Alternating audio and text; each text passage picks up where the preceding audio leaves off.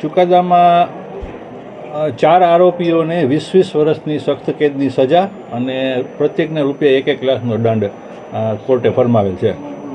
આ કેસમાં એવું હતું કે અમદાવાદ ખાતે નાર્કોટિક્સ કંટ્રોલ બ્યુરોની ઓફિસ છે ને, એને એક માણસને પકડ્યો શંકાસ્પદ હાલતમાં. તો એ માણસે એમ કહ્યું કે ભાઈ રાજકોટમાં એક જગ્યાએ મહેબૂબ નામની વ્યક્તિને ચરસ ડિલિવર થઈ ગયું છે. આ એને સવારના ખબર પડી એટલે ઇમિજિએટલી રાજકોટ એસઓજીમાં જાણ કરી, અમદાવાદ નાર્કોટિક્સ કંટ્રોલ બ્યુરોએ.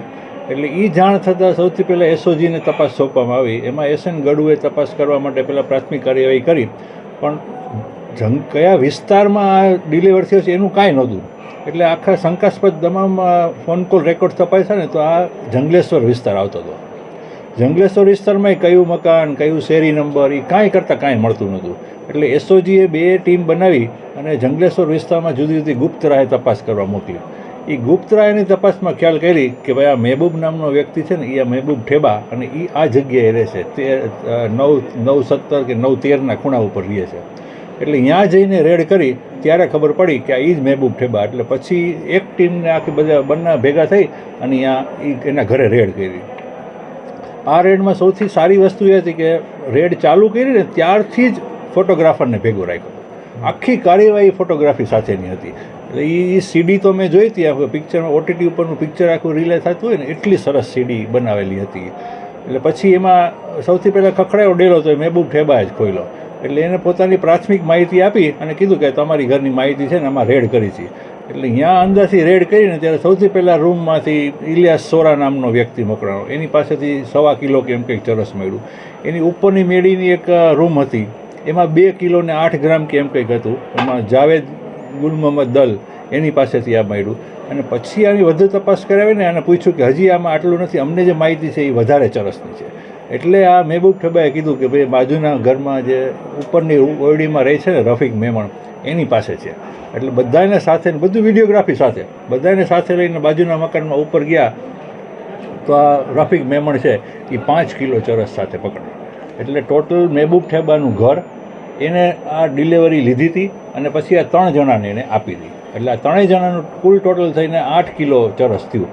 હવે આ તપાસ દરમિયાન ખબર પડી કે આ છે એ શકીલ અહેમદ સૈફી નામના વ્યક્તિએ 8 કિલો ચરસ આને આપી ગયો છે. એટલે ફોન કોલ રેકોર્ડ એ બધાથી જાણવા મળ્યું કે આ શકીલ અહીંયા છે. એટલે એને પણ થોડા દિવસ પછી પકડી લેવામાં આવ્યો.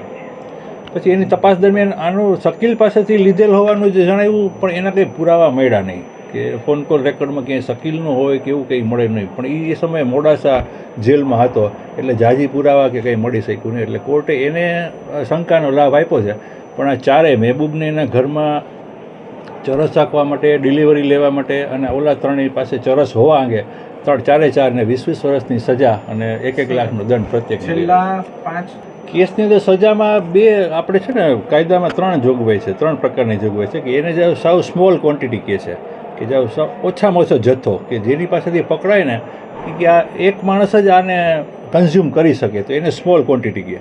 પછી એક માણસ એવો હોય કે જેની આગળ છે 10-15 કિલો મળે તો એ કોમર્શિયલ ક્વોન્ટિટી એને કહે છે, કે જેમાં વેપાર માટે જ એને રાખેલો હોય. અને ત્રીજી ક્વોન્ટિટી છે કે સ્મોલ અને કોમર્શિયલની વચ્ચે.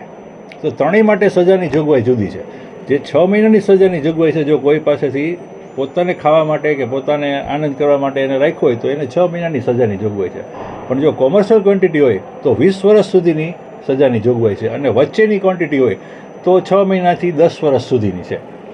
એટલે આ છે એ 8 કિલો એટલે કોમર્શિયલ ક્વોન્ટિટી છે, કે દરેક પાસે કોમર્શિયલ ક્વોન્ટિટી. ગાંજો તમે જો ને તો 1 કિલો છે એ સ્મોલ કહેવાય, પણ 20 કિલો છે એ કોમર્શિયલ કહેવાય. પણ આ ચરસ એટલે બહુ ઊંચી કક્ષાનું માદક દ્રવ્ય છે.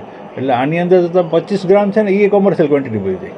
તો આ તો 8 કિલો ઝડપાણું હતું. એટલે એ તો કેટલી મોટો આખો જથ્થો છે, આખા જંગલેશ્વરને આપવાનો એવી રીતના મગાવેલો હતો. આજે સજા થઈ ને, આજે મારે 8 વર્ષ પૂરા થયા. 8 વર્ષ પછી 2 મહિના ઉપર થયા. તો 8 વર્ષ જિલ્લા સરકારી વકીલ તરીકે મેં આજે 100મી સજા મેળવી છે. એટલે મારા નોલેજ પ્રમાણે ગુજરાત આખામાં 8 વર્ષની અંદર કોઈએ 100 કેસોમાં સજા મેળવી લો એવો પહેલો એક વિક્રમ મને સૌથી વધુ આનંદ એ છે. કેટલા વર્ષ? 8 વર્ષ થયા જિલ્લા સરકારી વકીલ તરીકે. 8 વર્ષ થયા. એમાં 20 વર્ષની તો કેટલા લગભગ 101 માણસોથી ઉપરને 20 વર્ષની સજામાં મોકલેલા છે. એટલે આજનો આ ચુકાદો છે ને હું એટલા માટે રાહ જોતો હતો કે આ સૌથી એક સાથે 4 ને 20 વર્ષ એટલે મારા માટે બહુ મહત્ત્વની બાબત હતી એ નાર્કોટિક્સના કિસ્સામાં.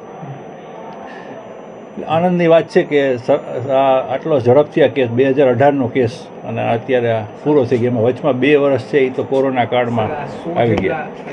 એમાંથી એક મહત્વપૂર્ણ કયો સૌથી મહત્ત્વનો એક ફાંસીની સજા અપાવી જેમાં 3 વર્ષની બાળકીની ઉપર રેપ કરીને એનું મર્ડર કર્યું હતું રમેશ દેદુકિયા.